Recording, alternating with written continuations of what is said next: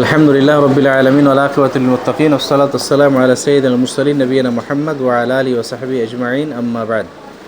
আমাদের যেগুলো আলোচনা চলছিল আজাল্লু আনওয়াইল ইবাদাত, এর মানে ইবাদতের সর্বশ্রেষ্ঠ প্রকারসমূহ। এর মধ্যে যেটা আদ-দুআ সেটা আমরা অলরেডি পড়ে নিয়েছি, ঠিক আছে। আজকে যেটা পড়বো এটা হচ্ছে আল খাউফু। খৌফ এটা একটা ইবাদতের গুরুত্বপূর্ণ বিভাগ। যদি আমাদের মধ্যে ভয় থাকে, আমরা আল্লাহ রাব্বুল আলামিনকে ভয় করি, তো ভয় করাটা পার্টিকুলার একটা বিশাল বড় ইবাদত। আচ্ছা, খৌফুন মানে আমরা কি পড়েছি? খৌফুন মানে ভয়। ওই রকমভাবে রাহবাতুন মানে আমরা কি পড়েছি? রাহবা, ওটার মানেও ভয় পড়েছি। আর একটা শব্দ পড়েছি আমরা খাশিয়াতুন। খাশিয়াতুন মানেও ভয়। এই তিনটার মধ্যে পার্থক্য কী আছে? তিনটেই শব্দ কিন্তু এক এক করে আসবে এখন। খৌফ কাকে বলে, রহবা কাকে বলে, খাশিয়া কাকে বলে জানা আছে? খৌফ বলা হয় কি, যে খৌফুল কলব মিন উকুই উকুবাতিন আও যারারিন আও আযাবিন। বাংলাতে আমরা বুঝলে যে অপছন্দনীয় বা শান্তি বা ক্ষতির আশঙ্কায় অন্তরে যে ভয় সৃষ্টি হয়, কোনো কিছু ক্ষতি হয়ে যাওয়ার আশঙ্কায়, ঠিক আছে, বা হয়তো কোনো অপছন্দনীয় কিছু ঘটে যাবে এই আশঙ্কায়, বা হয়তো কোনো শাস্তিমূলক কাজ হয়ে যাবে এই আশঙ্কায় যে ভয়টা মানুষের মধ্যে সৃষ্টি হয়, যা মানুষকে গুনাহ আর খারাপ কাজ থেকে দূরে সরিয়ে রাখে, এটাকে বলে খৌফ। যেরকম ধরে নাও, আমরা যদি এখন মোবাইল দেখি তাহলে আমাদের পাপ হবে। এই পাপ হলে কি হবে? পরকালে আল্লাহ রাব্বুল আলামিন আমাদের শাস্তি দিবেন না, আমরা মোবাইল দেখব না। এটাকে আমরা বলবো কি? খৌফ। মানে কি বললাম? কোনো অপছন্দনীয়, কোনো শাস্তি বা কোনো ক্ষতির আশঙ্কায় মানুষের মনের মধ্যে যেই ভয়টা সৃষ্টি হয়, যেই ভয়টা মানুষকে পাপ থেকে দূরে সরিয়ে রাখে, এই ভয়টাকে আমরা কি বলবো? খৌফ বলবো। এটা হলো খৌফ। রহবা কাকে বলে? রহবা বলা হয় এমন তীব্র ভয় যার সাথে অস্থিরতা এবং আশ্রয় নেওয়ার প্রবণতা থাকে। এতে বান্দা আল্লাহর দিকে ফিরে যায় এবং নিরাপত্তা ও রহমত কামনা করে।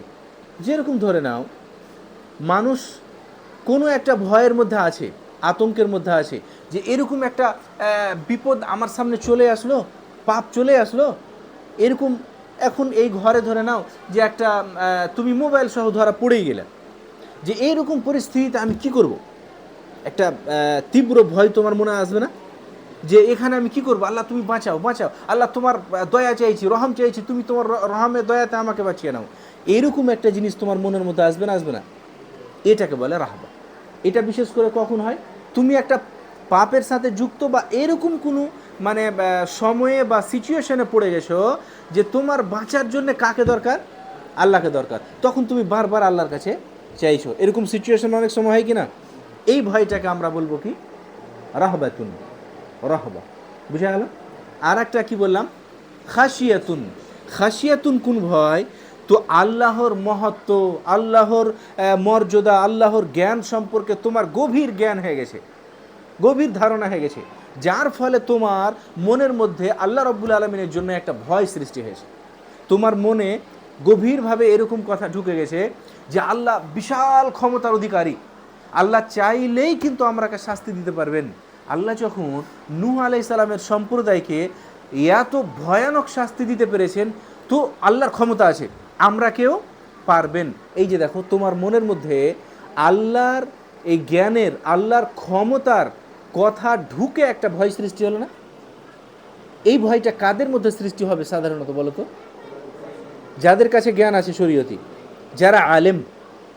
এই ভয়টাকে বলে খাশিয়াত।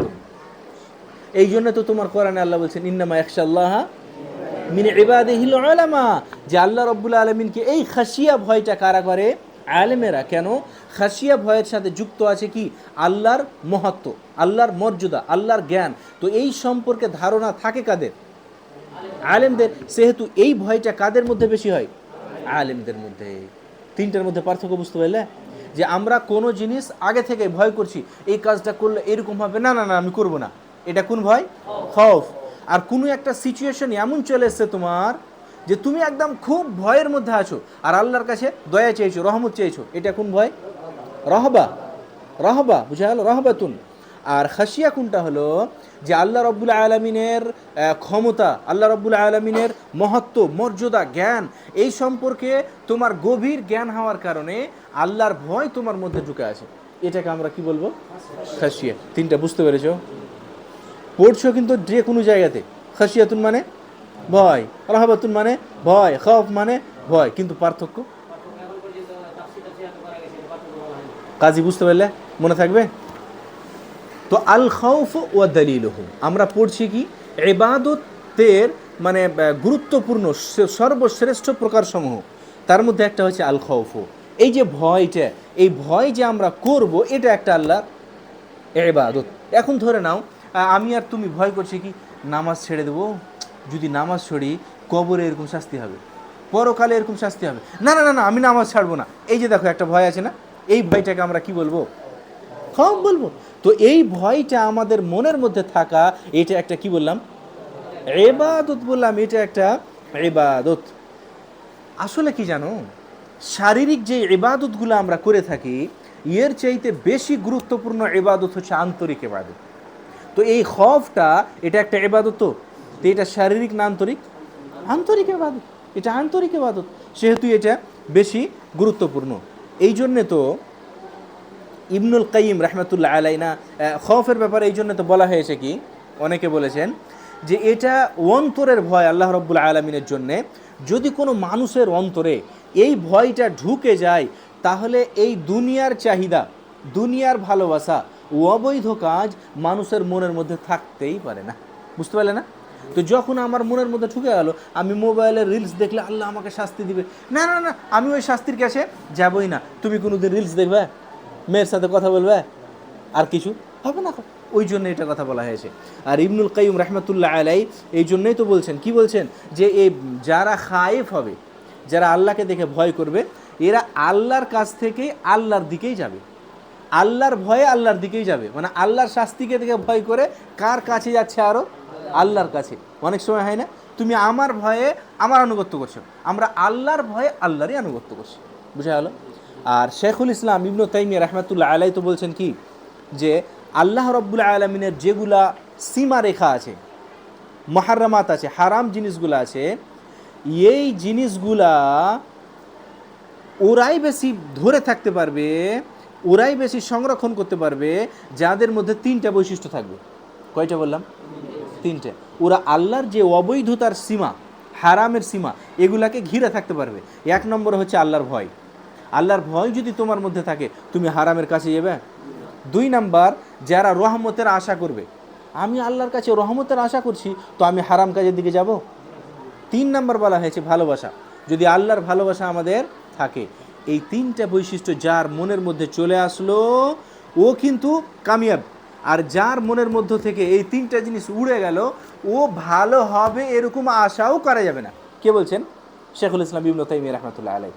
আর যার মনের মধ্য থেকে এই তিনটার মধ্যে যেই পরিমাণ জিনিস সরবে ওই পরিমাণ ওর ইমানও দুর্বল হতে থাকবে, ইমানও দুর্বল হতে থাকবে। কয়টা জিনিস বললাম? আল্লাহর ভয়, রহমতের আশা, আল্লাহর ভালোবাসা। এই তিনটা জিনিস যদি আমরা মনের মধ্যে রবিউল নিয়ে চলে আসতে পারি তাহলে আল্লাহর যতগুলা সীমারেখা আছে কিসের? হারামের, ওই হারামের ধারে চারে আমরা যাবই না। যদি কোনো মানুষের মধ্যে এই তিনটা না থাকে তাহলে ও যাবে। প্রশ্ন হচ্ছে কি, যে আমরা নিজের মনের মধ্যে যদি ভয় নিয়ে আসতে চাই তাহলে আমাদের করণীয় কি?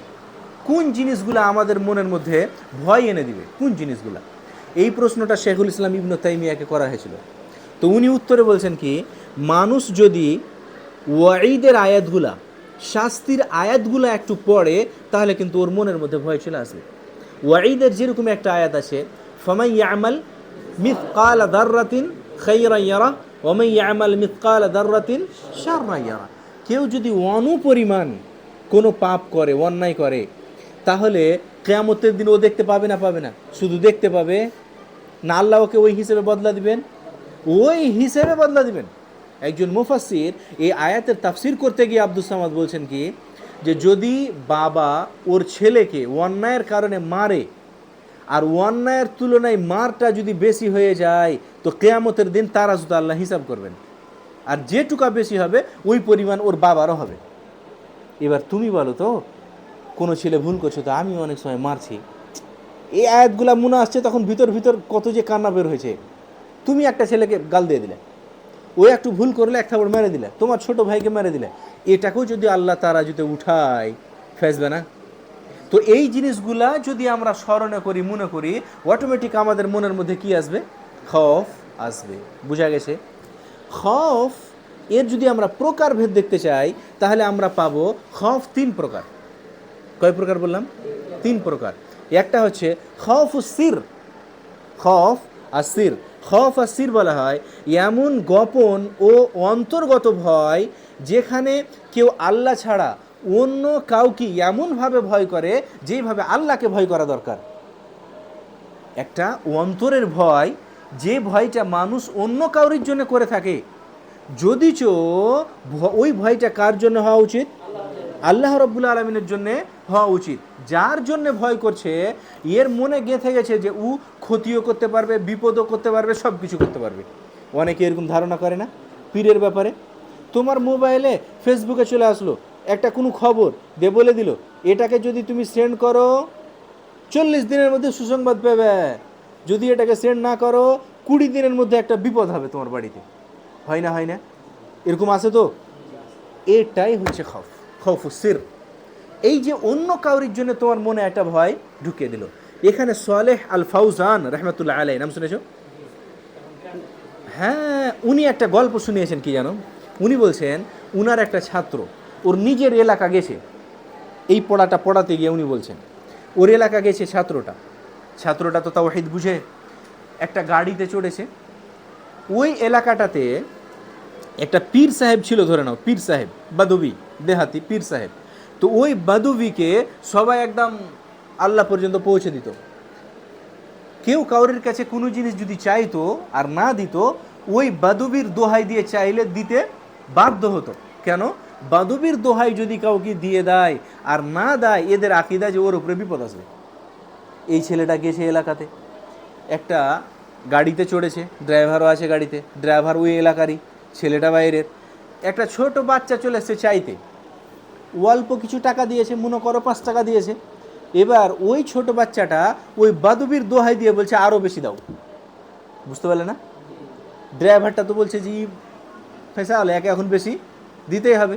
এবার ওই ছেলেটা তখন গাড়ির ভিতর থেকে বলছে তোমাকে যেটা দিলাম ওটা ঘুরিয়ে দাও।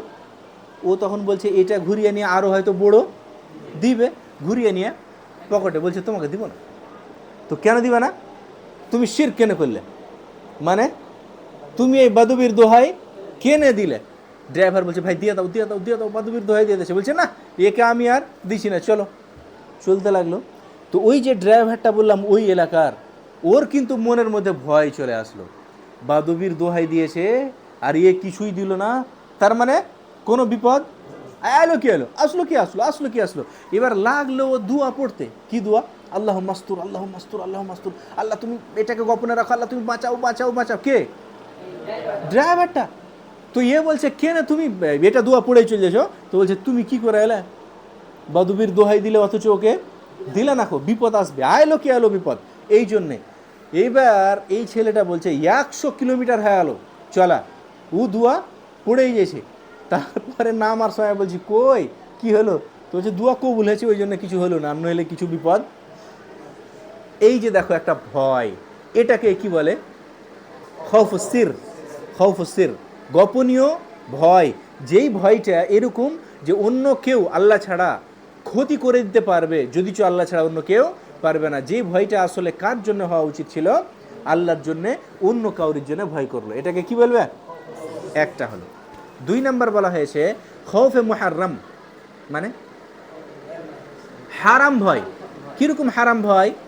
যে তুমি কাউকে এখন আলামরু বিল মা'রুফ ওয়ান নাহি আনিল মুনকার করতে দিবে, হে ও কি মনে করবে না করবে, গাইল দিয়ে দিবে, এ যদি ফের কিছু বলে, এই যে একটা ভয় তোমার মধ্যে, যার ফলে তুমি আলামরু বিল মা'রুফ ওয়ান নাহি আনিল মুনকার করলে না। এটা হলো খৌফে মুহাররাম, হারাম ভয়। হ্যাঁ, যদি এরকম আশঙ্কা থাকে যে ওকে দাওয়াত দিতে গেলে তোমাকে আসলে পিটবে, ওখানে যেতে হবে না। কিন্তু আশঙ্কা এরকম নেই তুমি নিজে নিজে ভয় করে ওকে দাওয়াত দিতে গেলে না। এটা হয়ে গেল খৌফে মুহাররম। কয়টা হলো? নাম্বার 3 খৌফে তবিঈ। খৌফে তবিঈ সাধারণ ভয়, স্বাভাবিক ভয়। কোনটা? তোমার এখন বাড়িতে বাইরে সাইকেল রাখবে, চোরে চুরি করতে পারে না, এটা ভয় তো স্বাভাবিক হতেই পারে। এটাতে কোনো গুনাহ নাই আর নেকিও নাই, বরং এ ভয়গুলো হওয়া দরকার। না হলে তুমি সাইকেল বাইরে ফেলে রেখে চলে আসবে নাকি? জঙ্গল আছে, জঙ্গলে তুমি ধর কি হবে, ভয় করলে না, চলে গেলে বড় সাপ কামড়ে দেবে, আসবে ওটা আসছে তাওয়াক্কুল আসবে। তো এই আল খৌফটা বুঝা গেছে বাবু? তো এই হলো খৌফ। খৌফে তবিঈ। হ্যাঁ, তো এই হচ্ছে খৌফ। তো আমরা যদি আল্লাহ রাব্বুল আলামিনকে খৌফ করি, তো এটা আমাদের একটা বিশাল বড় কি হবে বলো তো? ইবাদত হবে। তারপরে কি আছে দেখো তো, আর রাজা আছে না? আর রাজা মানে কি বলো তো? আকাঙ্ক্ষা, আশা করা। কিসের আশা করা? আল্লাহ রাব্বুল আলামিনের কাছে অনুগ্রহ ও দয়ার আশা করা। আল্লাহ রাব্বুল আলামিনের কাছে অনুগ্রহ ও দয়ার আশা করা, এটা একটা ইবাদত। আব্দুল সামাদ, তুমি আল্লাহর কাছে আশা করে নাই যে আমি ইনশাআল্লাহ আল্লাহ আমাকে জান্নাত দিবে, ইনশাআল্লাহ আশা আছে। আল্লাহর কাছে আশা আছে যে আল্লাহ আমাকে দিনের জন্য একজন খাদেম বানাবেন, এই যে আমরা আশা করছি, এটাকে বলে আর রাজা। তো এই রাজাটা একটা ইবাদত। এই জন্য তো কোরআনে আল্লাহ বলছেন, ফামান কানা ইয়ারজু লিকা রাব্বিহ, যে তার প্রতিপালকের সাথে সাক্ষাৎ করতে চাইছে, ফালি আমাল আমালান সালিহা, সে যেন সৎকর্ম করে, ওয়ালা ইউশরিক বিইবাদাতি রাব্বিহি আহাদা, তার রবের ইবাদতে অন্য কাউকে শরীক না করে। তো এটা একটা ইবাদত। রাজা কাকে বলে বললাম? হ্যাঁ, এবার ওই খাউফের মতন কেউ যদি জিজ্ঞাসা করে যে আমাদের মধ্যে এই রাজাটা কিভাবে আসবে, আমরা কি করলে আমাদের মনের মধ্যে আশা আকাঙ্ক্ষা আল্লাহর ব্যাপারে ভালো করতে পারবো, তো এই ব্যাপারেও শেখুল ইসলাম ইবনে তাইমিয়া বলছেন, আল্লাযী হাররাকাল কুলুব লির-রাজা হুয়া মুতালাআতুল কারাম ওয়াল আফু, মানে আল্লাহ রাব্বুল আলামিনের দয়া, ক্ষমা, আল্লাহ রাব্বুল আলামিনের অনুগ্রহ, এই সমস্ত আয়াত হাদিসগুলো যদি আমরা পড়ি, তাহলে আমাদের আল্লাহ রাব্বুল আলামিনের কাছে আশা জাগবে। কোরআনে আয়াত কি বলছেন আল্লাহ? কুল ইয়া ইবাদিয়াল্লাযীনা আসরাফু আলা আনফুসিহিম, যারা নিজের প্রতি অন্যায় অত্যাচার করছো, লা তাকনাতু মির রাহমাতিল্লাহ, তোমরা আল্লাহর দয়া হতে নিজেকে নিরাশা মনে করিও না। তার মানে কি করো? আশা করো আল্লাহ তোমাদেরকে মাফ করে দিবেন। তো এইরকম ধরনের আয়াতগুলা যদি আমরা পড়ি, তো আল্লাহ রাব্বুল আলামিনের কাছে আমাদের দয়ার আশা জাগবে না? ও আল্লাহ তো আমাদের ইনশাআল্লাহ মাফ করে দিবেন, লা তাকনাতু মির রাহমাতিল্লাহ, তোমরা আল্লাহর দয়া হতে নিজেকে নিরাশা মনে করিও না। এর মানে ফের এটা না চলো সিনেমা দেখতে, আল্লাহ তো বলেছেন লা তাকনাতু মির রাহমাতিল্লাহ, না, ভুল ভ্রান্তি হয়ে গেল। এই ক্ষেত্রে তোমাকে একেবারে সব ছেড়ে দিতে হবে না। হ্যাঁ, এখানে তুমি আল্লাহর কাছে তওবা করো আর আশা রাখো আল্লাহর কাছে যে আল্লাহ আমাকে মাফ করবেন। বুঝা গেছে না যায়নি? কিয়ামতের দিন এখানে একটা কথা হলো না, ফামান কানা ইয়ারজু লিকা রাব্বিহি, লেকা, কিয়ামতের দিন আমাদের লেখা হবে কার সাথে? আল্লাহ রাব্বুল আলামিনের সাথে। তো কিয়ামতের দিনের যে লেখা, এই লেখাকে দুই ভাগে ভাগ করা হয়েছে। বুঝতে পারা গেল? আমরা ওটাকে বলতে পারি আল লিকা ইয়াউমাল কিয়ামা নাওআন, কিয়ামতের দিনে আল্লাহর সাথে যে সাক্ষাৎটা হবে আমাদের, এটা কয় ধরনের? একটাকে বলবো আমরা লেখা আম, আর একটাকে বলবো লেখা খাস। লেখা আম কোনটা? যে সমস্ত মানুষ আল্লাহর সামনে যাবে না, ওদের হিসাব হবে না, তখন তো আল্লাহর সামনে যেতে হবে। সে মানুষ আল্লাহর দিকে দয়ার নজরে, আল্লাহ মানুষের দিকে দয়ার নজরে দেখবেন না, রহমতের নজরে দেখবেন না, ওটা ভিন্ন কথা। কিন্তু লেখা হবে, পর্দার আড়ালে হলো, ইখতিলাফ আছে এগুলোর ব্যাপারে, পর্দার আড়ালে হলো বা আর কিছু, কিন্তু লেখা হবে। আর একটা হলো লেখা খাস, এটা খাসুন লিল মুমিনিন, এটা মুমিনদের জন্য খাস। কোথায়? জান্নাতে। বুঝা গেছে না যায়নি? আর একটা শব্দ আমরা পড়ে থাকি মাদুর, ওটা হলো তামান্না করা। আর তামান্নি পড়েছি না পড়িনি? তো একটা হলো রাজা আর একটা হলো মাল ফারকু বাইনাহুমা, দুটার মধ্যে পার্থক্য।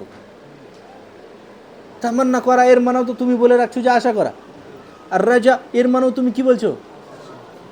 তাহলে দুটার মধ্যে পার্থক্য কি? ওইটা তো তোমাকে নাহু পড়াইতে গিয়ে গল্প শুনিয়ে রেখেছে মৌলানা সাহেবেরা। আমার কথাটা বুঝতে পারলে না? নাহু পড়াইতে গিয়ে এটা গল্প শুনেছো, যেটা জীবনে পাওয়ার আশা নাই, ঘোড়ার ডিম। দুটাই ইনশিয়ার মধ্যে পড়েছে, দুটাই ইনশিয়ার মধ্যে পড়ছে। দুটার পার্থক্য যদি আমরা সঠিকভাবে দেখতে যাই আমাদের, তাহলে এরকমভাবে বলবো যে যেটা তামান্নি হবে কি না, এটা কীরকম, যে অলসতার সহিত আল্লাহ রব্বুল আলমিনের কাছে প্রচেষ্টা না করে কোনো কিছুর আশা করা। অলসতার সহিত চেষ্টা প্রচেষ্টা কিছু না করেই কোনো কিছুর আকাঙ্ক্ষা করা। যেমন আমার এখানে 5 কাঠা জমি আছে, গিয়েটি আমি ধান ছিটে চলে আসলাম, আমার ধান খুব ভালো হবে, না আমি পানি দিতে গেলাম, আর না আমি ওখানে পাইট পাঠালাম, না আমি কোনো কাজ করলাম, হবে আমার আশা আছে আল্লাহর উপরে, এটাকে বলে কি তামান্না। আমল টামল কিছুই নেই, ও কালেমা পড়ে নিয়েছে আর ও বলছে কি আল্লাহর কাছে আশা আছে, আমি কোথায় যাব, বাপের হোটেল আছে। কথা বুঝা হলো না? আর যেটা হলো কি বলে রাজা, এটা হলো কি, যে এটা বিশেষ করে মা'বাদরিল জুহুদ ওয়া হুসনিত তাওয়াক্কুল, আল্লাহর কাছে সম্পূর্ণ ভরসা রেখে প্রচেষ্টার মাধ্যমে আশা করছে। আমি ইবাদত করে যাচ্ছি আর জান্নাতের আশাও করে আছি, আমি ইবাদত করে যাচ্ছি আর আল্লাহর সাথে সাক্ষাতের আশা করে যাচ্ছি। এই যে আয়াতটা পড়লাম, ফামান কানা ইয়ারজু লিকা রাব্বি ফালিয়ামাল আমালান সালিহা, তো কেউ যদি আল্লাহর সাথে সাক্ষাতের আশা রাখে আর আমল না করে, ওটাকে বলবো তামান্না। আর যদি ফের আমলও করছে আল্লাহর সাথে সাক্ষাতের আশাও করছে, এটাকে বলবো আমরা কি? বুঝে গেছে? ক্লিয়ার? এই ছিল আর রাজা। তো রাজা এটা একটা বিশাল বড় ইবাদত। এবার আসো আত-তাওয়াক্কুল। আত-তাওয়াক্কুল কাকে বলে? তাওয়াক্কুল কাকে বলে? আল্লাহর প্রতি ভরসা করা। আমরা বুঝার জন্য খুব সংক্ষেপে বলে দিই আল্লাহর প্রতি ভরসা করা, কিন্তু যখন আমরা এর তারিফ বা সংজ্ঞা বলবো তখন একটু বেশি করে বলবো। কীরকমভাবে বলবো? আল ইতিমাদু আলাল্লাহ ফি হুসুলিল মাতলুব ওয়া দাফইল মাকরুহ মা সিকাতি বিহি ওয়া ফি'লিল আসবাব আল মা'যুনা ফিহা। কয়েকটা তারিফ বলা হয়েছে। কেউ আবার এই তারিফ করতে গিয়ে এরকম বলবে ওয়া হুয়া সিদকুল ইতিমাদ ওয়া তাফবিদ আলাল্লাহ মা ফি'লিল আসবাব আল মাশরুআ আবিল মুবাহা। এর মানে আমরা এভাবে বলতে পারি যে আল্লাহর উপর সত্যিকারে ভরসা করা, সত্যিকারেরই ভরসা করা, আর যে বিষয়টাতে ভরসা করছে ওই বিষয়টাকে আল্লাহর দিকে সুপ্রুদ করে দেওয়া, সমর্পণ করে দেওয়া, সাথে সাথে শরীয়ত সম্মত এবং যেগুলা বৈধ উপায় আছে, উপকরণ বাঁচার উপায় আছে, ওগুলাকেও গ্রহণ করা। বুঝতে পারলে না? আল্লাহ রব্বুল আলামিনের কাছে একদম অন্তর থেকে সত্যিকারে কি করা? ভরসা করা। তার সাথে সাথে যেই বিষয়টার প্রতি ভরসা করছে আল্লাহর কাছে আল্লাহকে সমর্পণ করে দেওয়া, একেবারে সুপ্রুদ করে দেওয়া। শুধু এটা না, আর ওখান থেকে বাঁচার উপকরণের যেই বৈধ শরীয়তসম্মত সিস্টেমগুলো আছে, তরিকাগুলো আছে, ওগুলাকে গ্রহণ করা, এটা হচ্ছে তাওয়াক্কুল। এই জন্য আমরা বলতে পারি যে তাওয়াক্কুলের দুটা পার্ট আছে। কয়টা পার্ট? দুটা পার্ট। একটা পার্ট হলো আল্লাহ রব্বুল আলামিনের উপরে ভরসা করা, ভরসা করা। আর 2 নম্বর পার্ট হচ্ছে যে যে কাজ করতে হবে ওই জিনিসটা পাওয়ার জন্যে ওই কাজগুলাও করা। মানে কি? এখন যেরকম ধরে নাও যে আমাকে অসুখ হয়েছে, আমি আল্লাহর কাছে আশা রাখছি, ভরসা রাখছি, তাওয়াক্কুল করছি যে আল্লাহ আমাকে ইনশাআল্লাহ কি করবেন? সুস্থ করবেন। যেটা ভরসা আছে আল্লাহর উপরে, ইনশাআল্লাহ সুস্থ করবেন। সঙ্গে সঙ্গে আমি মেডিসিনও নিচ্ছি। এই 2 পার্ট মিলে হলো তাওয়াক্কুল। বুঝা গেল?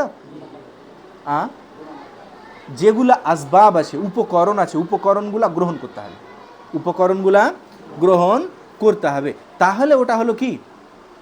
ওটা হলো তাওয়াক্কুল। বুঝা গেল না? গেল না? তাহলে কেউ যদি মনে করে যে আমার আল্লাহর উপরে তাওয়াক্কুল আছে, আমি জান্নাতে যাব, আর আমল করে না, হবে কি? ওর তাওয়াক্কুলই হলো না। কেন? যে তাওয়াক্কুলের কয়টা পার্ট বললাম?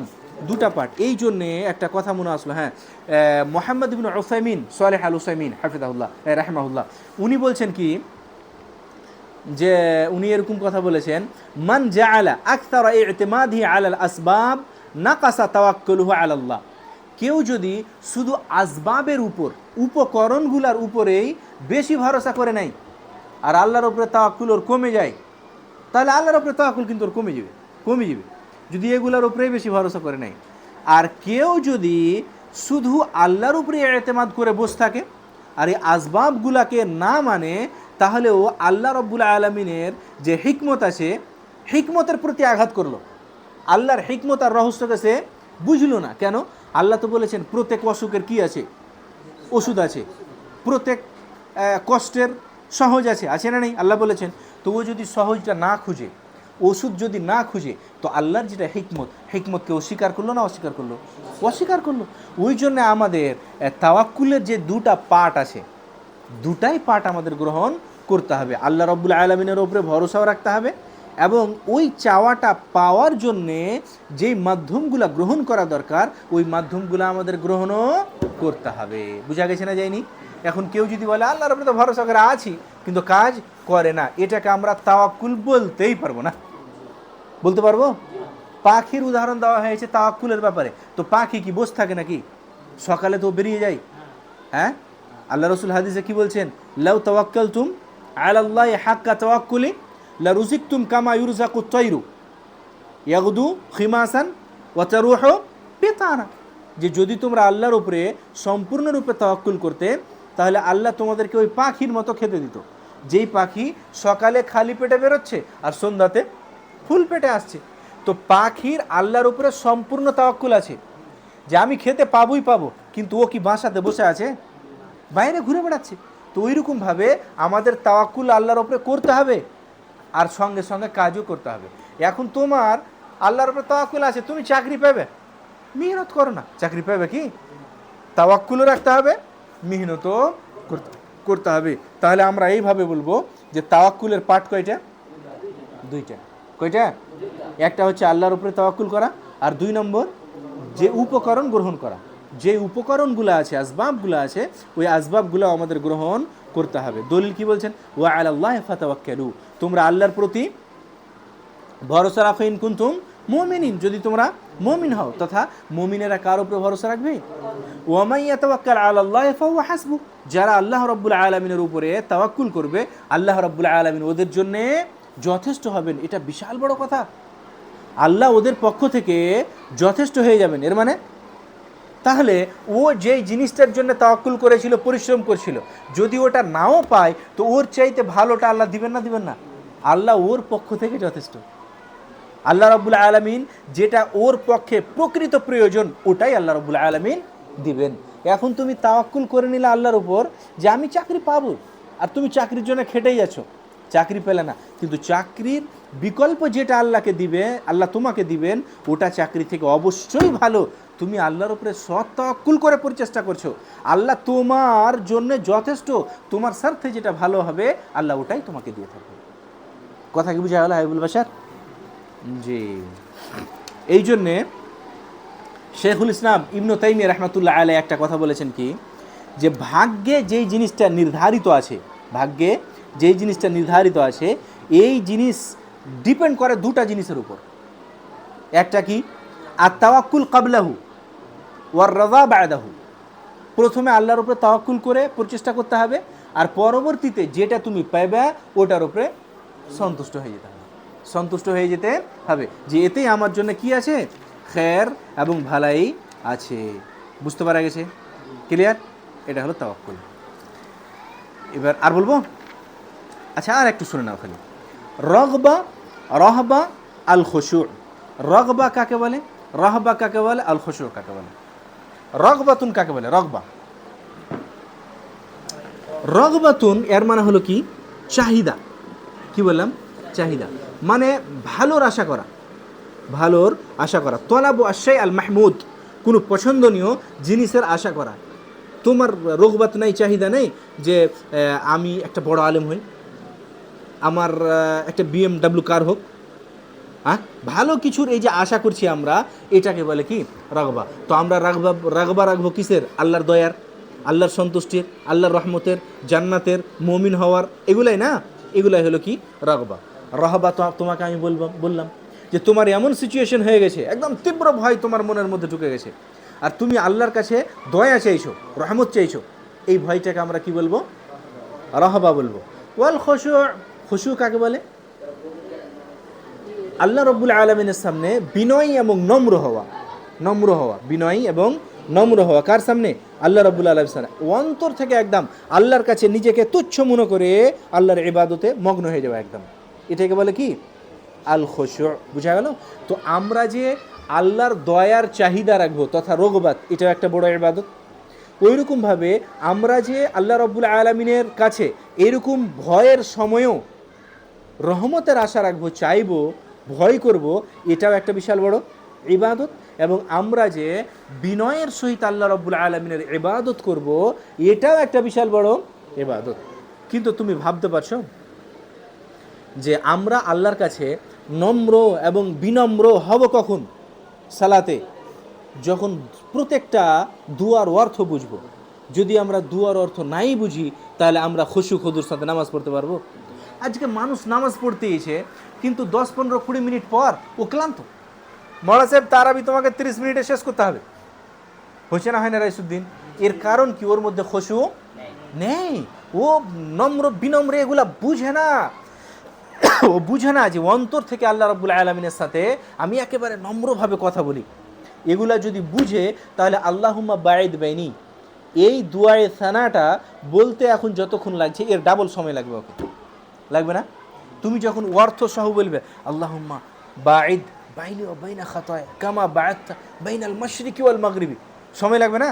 তুমি বুঝে বুঝে বলছো, আল্লাহ তুমি আমার আর আমার পাপসমূহের মধ্যে এতটা দূরত্ব সৃষ্টি করো যতটা পশ্চিমের মধ্যে আছে। তো তুমি যদি অর্থগুলা বুঝে বুঝে আল্লাহকে বলো, তো অটোমেটিক তো তোমার কান্দন চলে আসবে।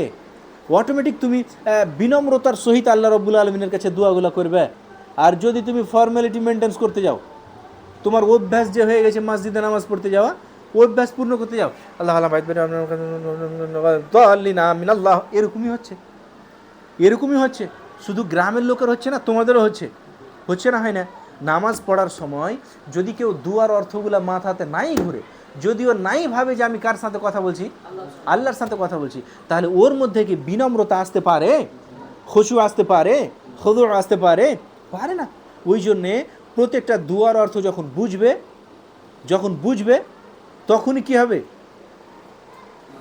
বিনম্রতার সহিত আল্লাহ রাব্বুল আলামিনের কাছে দোয়া করবে।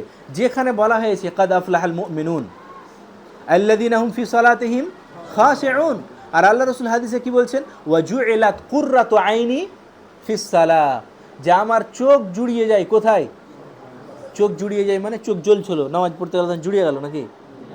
মন ঠান্ডা হয়ে যায়, তৃপ্তি পায়, শান্তি পায়। কোথায়? নামাজে। তো এটা তখন তোমার কখন হবে বলো তো?